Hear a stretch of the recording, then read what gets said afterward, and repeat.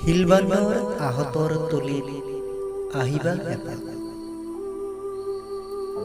শিলবান্ধৰ আহতৰ তলিত দুৰ্গে ককাইৰ দোকানত গধূলি ফুলৰি খোৱাৰ কি যে মধুৰ স্মৃতি। যিহে ভেটা পৰা হাৰে নিচিঙা ভিৰ। বাহ দুৰ্গে, ফুলৰি বনাইছা দেই, খাবলৈ মজা হৈছে।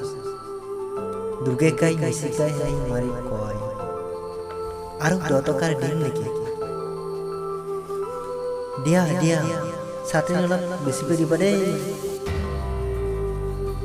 হয় দেই, দুৰ্গে কাইৰ হাতত যাদু আছে।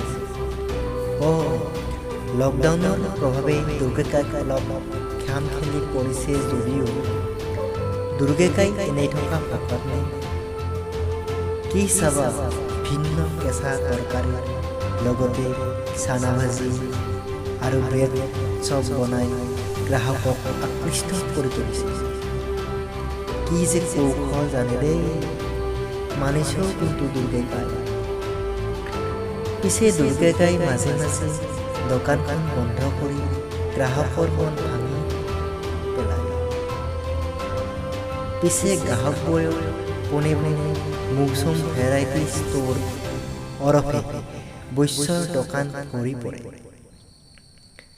বৈশ্যটো কম নহয়, কি চাবা তাৰ চুলি ষ্ট্ৰেট, হাতত ঘড়ী, জিন্স পেণ্ট, যি চালিয়া একদম হিৰো যেন। পিঁয়াজি, পাস্তা, আলু চপ, চাওমিনৰ যিহে চাহিদা।